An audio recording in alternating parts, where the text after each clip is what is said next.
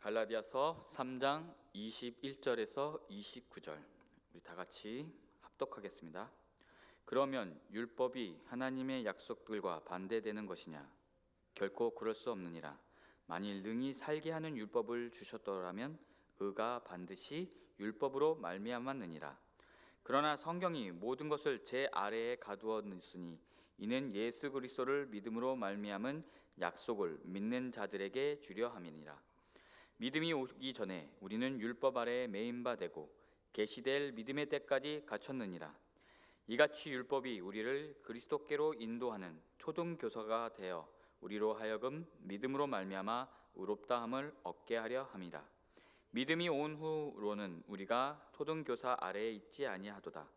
너희가 다 믿음으로 말미암아 그리스도 예수 안에서 하나님의 아들이 되었으니 누구든지 그리스도와 합하기 위하여 세례를 받은 자는 그리스도로 옷을 입었느니라.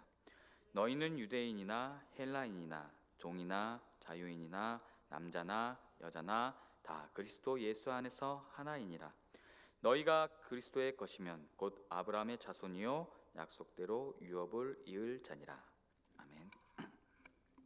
어저께부터 저희들 3장을 묵상했습니다. 그리고 이제 두 번째 장인 23장 21절에서 29절 말씀을 오늘 읽었습니다.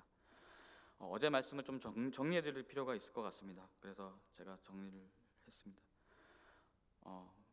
율법의 저주 아래에 있는 우리를 속량하기 위해서 예수 그리스도께서 친히 나무에 달려 저주 아래 처해서 우리를 속량해 주셨습니다. 왜냐하면은 아브라함이 하나님을 믿는 믿음을 고백함으로 해서 그가 하나님께서 그것을 의로 여겼고 그 의가 하나님과의 언약과 유업을 낳았는데 그것은 그리스도 예수 안에서 아브라함의 복과 유업이 이방인에게 미치게 하고 유대인들이 믿음의 성령을 받게 하기 때문입니다.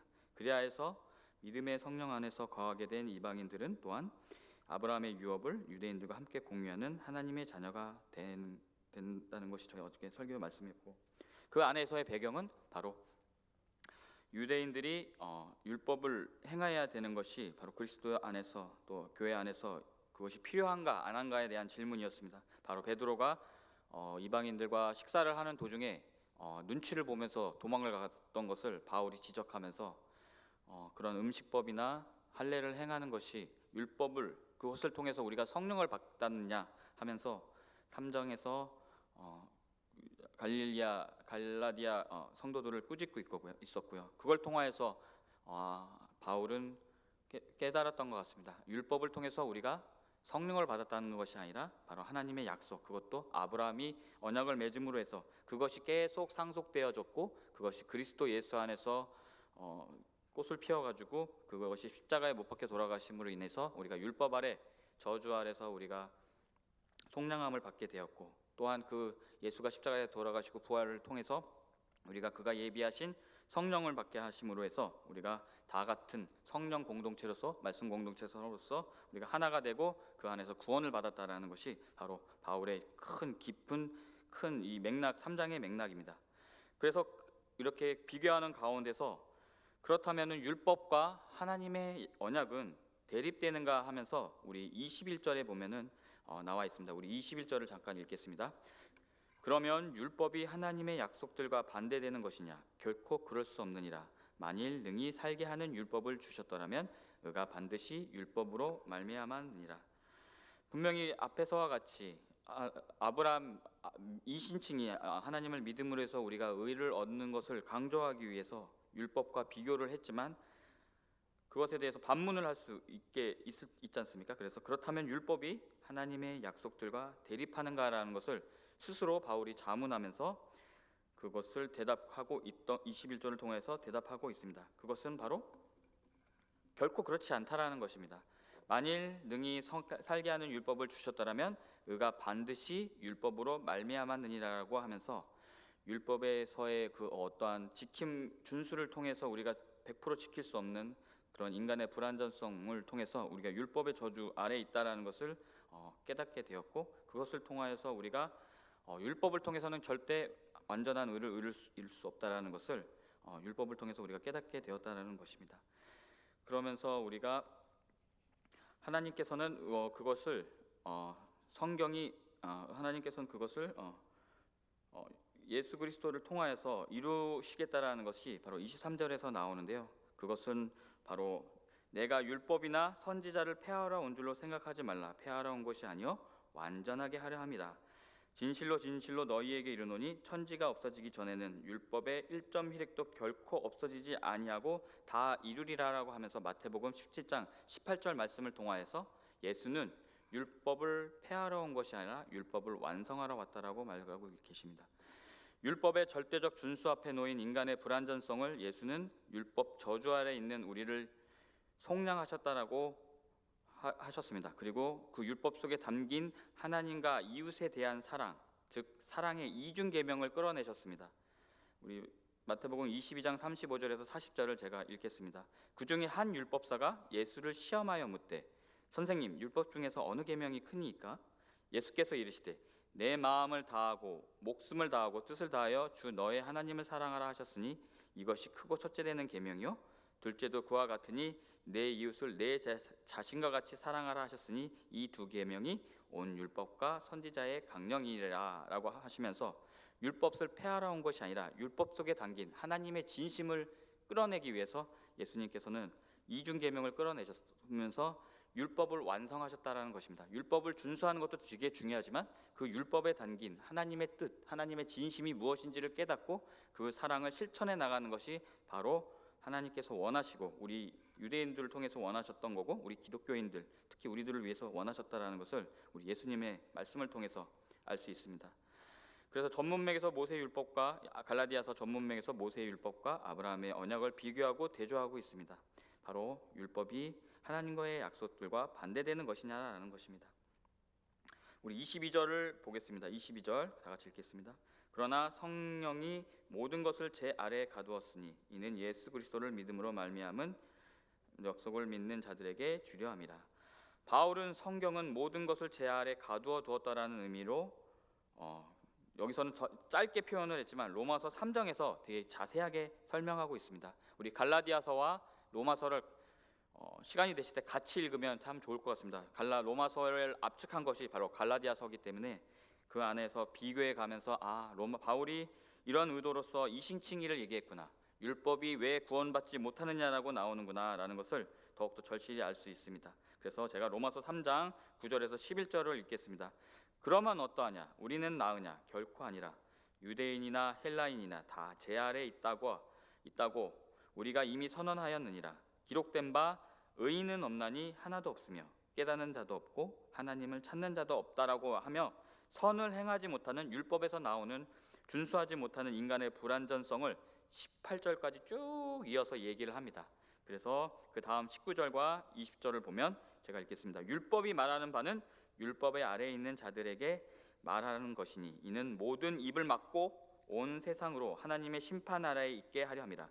그러므로 율법의 행위로 그의 앞에 의롭다 하심을 얻을 육체가 없나니 율법으로 죄를 깨달음이니라 라고 하면서 갈라디아서 3장 21절과 22절에서 율법으로는 의에 이를 수 없음을 바울은 이야기하고 있습니다. 로마서에서는 3장에서는 더욱더 자세하게 얘기를 하고 있습니다. 우리 21절에서 나온 것처럼 만일 주신 율법이 생명을 부여하는 능력을 가진 그런 율법이었다면 당연히 이 율법을 통해 우리가 의롭다 하심을 얻었을 것입니다. 하지만 하나님은 이 생명을 부여하는 능력을 율법에 두지 않으셨습니다. 율법은 다른 목적으로 주어진 것이기 때문입니다. 당연히 율법으로는 성령을 받을 수 없으며 실제 갈라디아인들의 성령 체험 역시 율법이 아닌 믿음에 근거한 것이었습니다. 이 생명을 부여하는 이 능력은 바로 예수 그리스도라는 것을 바울은 확증하고 있습니다. 바로 믿는 자에게 주시는 성령의 역사, 이것이 바로 우리 생명의 능력을 가리킵니다. 갈라디아서 2장 28절을 제가 읽겠습니다. 내가 그리스도와 함께 십자가에 못 박혔나니 그런즉 이제는 내가 사는 것이 아니요 오직 내 안에 그리스도께서 사시는 것이라. 이제 내가 육체 가운데 사는 것은 나를 사랑하사 나를 위하여 자기 자신을 버리신 하나님의 아들을 믿는 믿음 안에서 사는 것이다 라고 하면서 이 살아가는 능력, 생명의 능력을 바로 예수 그리스도와의 십자가의 못 박히심과 함께 연계하고 있습니다.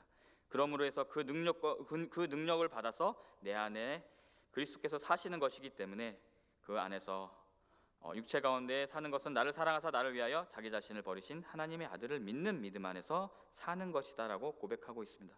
바울이 육체 가운데 살아가는 힘은 그리스도께서 우리에게 주신 성령의 능력입니다. 그래서 율법의 이야기와 관련해서 예수 그리스도의 십자가와 부활, 그리고 그로 인한 성령의 강림의 능력이 우리에게 오기까지 우리는 율법의 메인바 되었다라고 다음 절에서 말하고 있습니다. 우리 23절과 25절을 연달아 읽겠습니다. 23절, 믿음이 오기 전에 우리는 율법 아래에 메인바 되고 계시될 믿음의 때까지 갇혔느니라. 이같이 율법이 우리를 그리스도께로 인도하는 초등교사가 되어 우리가 믿음으로 말미암아 의롭다함을 얻게 하려 함이라. 믿음이 온 후로는 우리가 초등교사 아래 있지 아니하는도다. 바울은 그리스도께서 이 땅에 오실 때까지 율법이 우리를 메인바 되고 가두어 둔다라고 말하고 있습니다. 여기서 가둔다라고 번역된 헬라어는 감금한다는 뜻이고, 메인바 된다라고 번역된 헬라어는 가두어 보호한다라는 의미가 있습니다. 이러한 사실로 비추어 봤을 때 그리스도께서 오시기 전까지 율법이 마치 옥리처럼 인간을 가두어 잘못을 범치 않도록 지키는 소극적인 목적을 지니고 있다라고 말해줍니다. 당시 바울과 논쟁을 벌인 선동자들, 갈라디아에서 그 문제를 일으켰던 선동자들의 주장이나 또 그것을 통해서 미혹되어 가지고 일으켜진 갈라디아인들의 오해와는 달리 바울은 율법의 언약은 의와 생명에 이르게 하는 역할과 무관하며 반대로 사람을 제 아래 가두는 부정적인 기능만을 수행한다라고 말하고 있습니다. 이렇게 율법이 부정적 기능을 수행함으로써 율법이 아니라 믿음으로 주어지는 약속이 믿는 자에게 주어지게 된다라는 것입니다. 즉 율법은 인간을 그리스도께 인도하여 믿음으로만 의롭게 된다라는 진리를 깨닫게 하려는 목적을 가집니다. 성도들은 믿음만이 구원의 유일한 통로임을 깨달아야 합니다. 우리 24절에 보면은 개역 한글 성경에 익숙한 분들은 몽학 선생에 대해서 더 익숙할 겁니다. 저 또한 그게 더 익숙한데요. 개역 제정에서는 이것을 초등교사라고 썼습니다. 이것은 이렇게 바꾼 이유는 우리가 잘 바울 당시 그리스 로마 문화의 교육 배경을 잘 알아야 되는데요. 우리 몽학 선생, 저는 어렸을 때 그렇게 배웠었는데 앞으로 있을 일에 대하여 예견하여 가르친다라는 뜻으로 몽학 선생, 율법을 몽학 선생이라고 비교를 했었습니다. 그러나 헬라어 용법을 보면 그것보다는 초등교사라는 것이 더 잘 어울립니다. 여기서 말하는 초등교사는 초등학교 교사를, 우리가 일반적으로 현대적인 의미의 초등학교 교사를 의미하는 것이 아니라, 그리스 로마 시대에는 우리가 같이 공공기관의 어떤 학교가 없었습니다. 그렇기 때문에 가정교육을 시켰습니다. 그래서 비싼 돈을 주고 선생님들을 데려와도 되지만 가장 값싸게 쓸 수 있는 방법이 그때 시대의 가장 고대의 문명은 바로 그리스 문화였거든요. 그 그리스 문화에 들어보셨겠지만 소크라테스나 이런 여러 가지 그리스 철학들이 그 시대에는 되게 큰 고등 학문이었고 되게 높은 학문이었기 때문에 그것을 배우기 위해서는 로마 사람들은 라틴어, 헬라어를 썼지만 그리스인들은 그리스어를 썼습니다. 그래서 값싸게 자녀들을 교육시키기 위해서는 그리스인 노예를 몰락해서 잡혀온 노예들을 데리고 와서 그들을 노예로 사가지고 아이들의 교육을 시켰던 것입니다. 그들이 직접 가르친 것도 있었겠지만 아이들을 잘 돌보기 위해서, 우리 이제 할머니들이 이제 아이들을 돌보기 위해서 막 이렇게 따라다니지 않습니까? 그런 것처럼 따라다니면서 그리스어로 말을 하면서 공부할 수 있게끔 한 것이 바로 이 초등교사라고 번역된 헬라어입니다. 그렇기 때문에 바울은 그 초등교사, 어떻게 보면은 뭐라고 해야 될까요?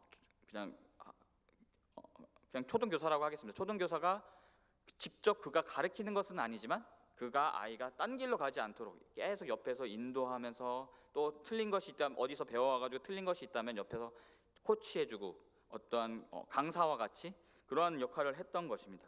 바로 바울은 율법을 그렇게 비유하고 있습니다.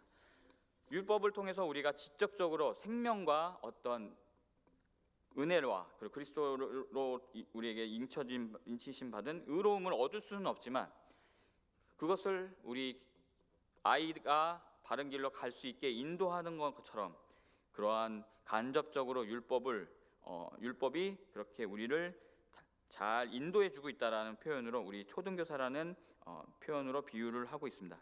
그래서 이러한 역할을 하도록 정해진 종은 학생이 학교에 오가는 길을 지켜주고 예절을 익히고 학교 숙제를 하도록 도와주지만 분명히 교사는 아닙니다. 그러한 초등교사는 종이었는데 자율민보다는 그래도 교육을 많이 받았던 것입니다.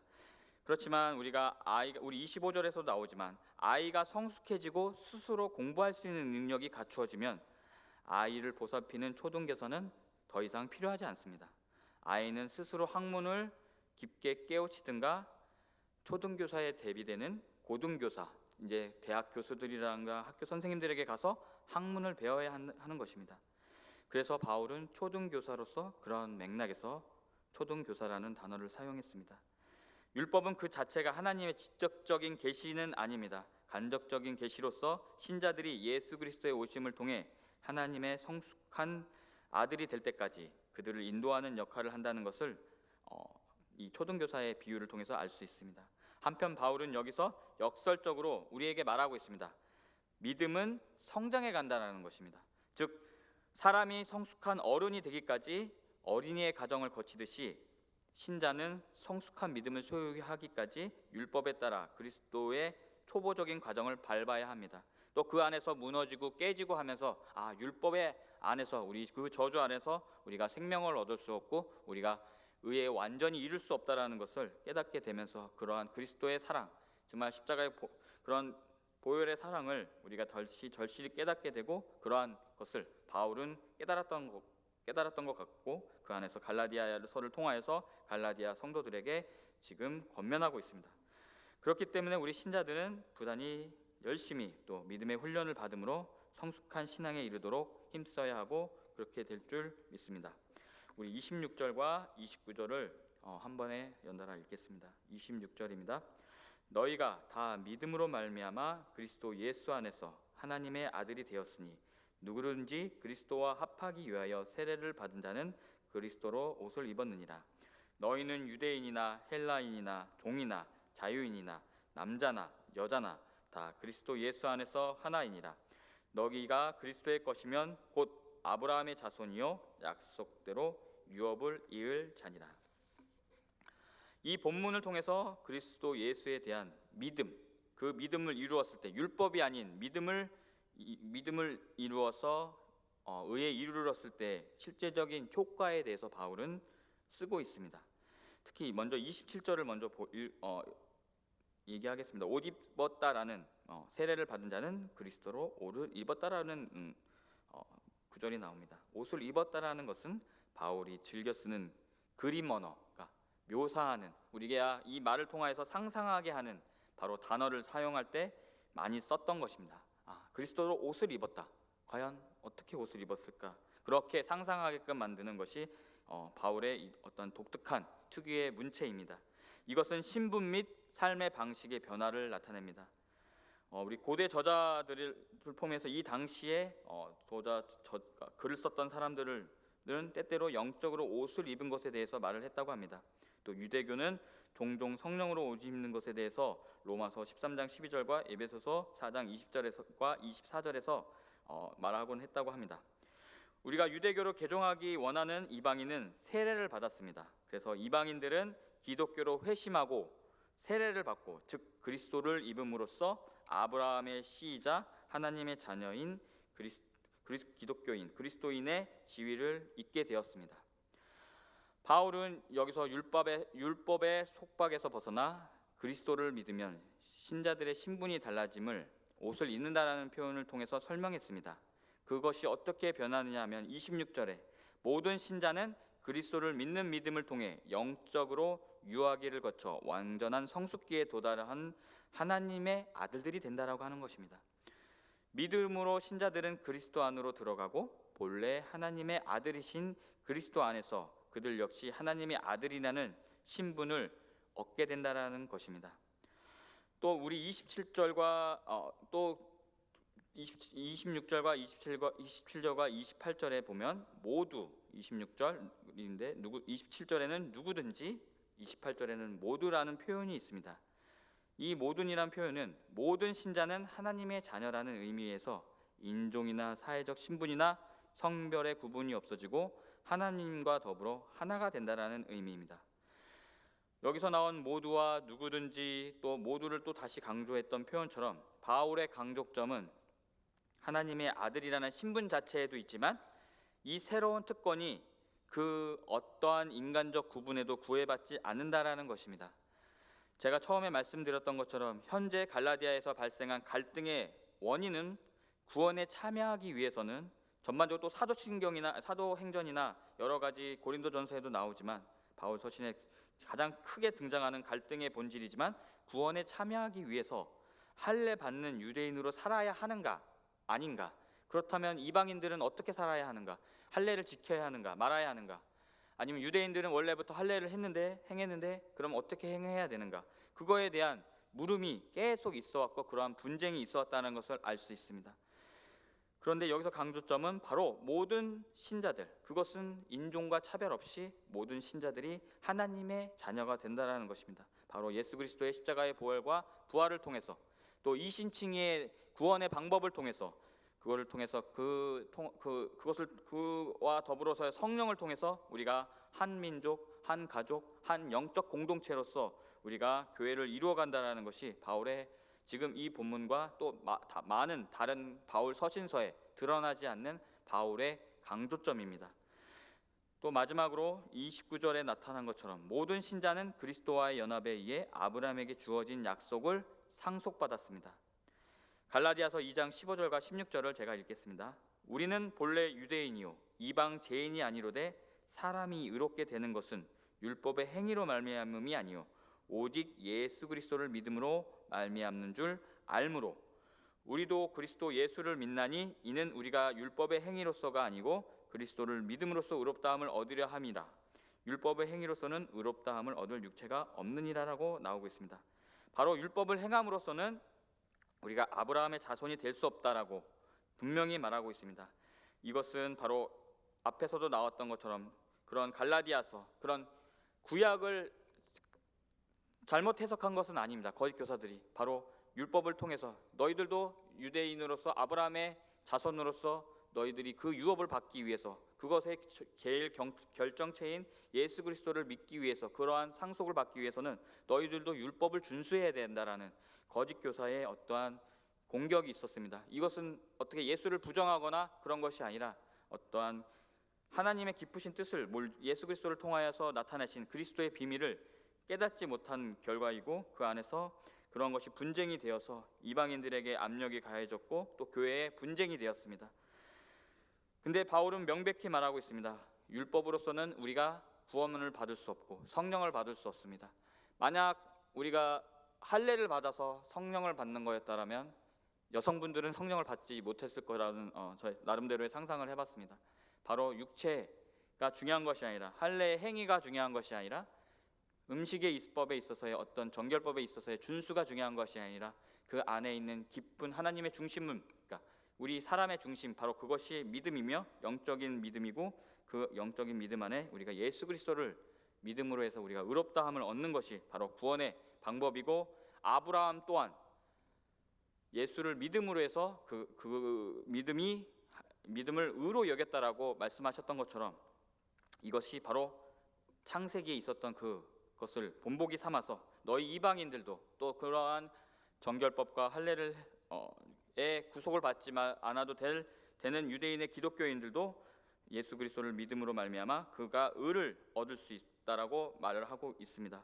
우리 로마서 4장 13절에 보면 아브라함이나 그 후손에게 세상의 상속자가 되리라고 하신 언약은 율법으로 말미암은 것이 아니요 오직 믿음의 의로 말미암는 것이라고 로마서 4장 13절에 바울은 명백히 말하고 있습니다. 우리를 상속자 되게 하는 이 믿음의 의는 예수 그리스도를 믿는 믿음에서 나는 의를 말합니다. 곧 유업, 상속을 얻는 것은 율법이 아니라 믿음을 통해서입니다. 율법은 생명을 주지 못합니다. 믿음은 그리스도를 통해 하나님의 약속을 우리에게 가져다 주었습니다. 특히 이방인에게 가져다 주었습니다. 바울은 그것을 이루기 위해서 2000년 전에 갈라디아서를 통하여 로마서를 통하여서 우리의 모체가 되는 초대교회에서 열심히 이방인들의 그러한 구원 방법을 위해서 열심히 글을 썼고, 그것이 그 위대한 이신칭의의 교리가 되었습니다. 우리를 아브라함 때부터 맺은 하나님의 언약의 상속자가 되기 위해 그랬던 것입니다. 예수 그리스도의 십자가의 사랑을 묵상하고, 또한 그러한 바울의 엄연한 이방인들을 사랑하는 마음과, 또 창세기를 통하여서 이방인들도 구원받기 위하여 계획하신 그러한 계획들을 통하여서 우리 하나님의 사랑을 묵상하는 오늘 하루 되었으면 좋겠습니다.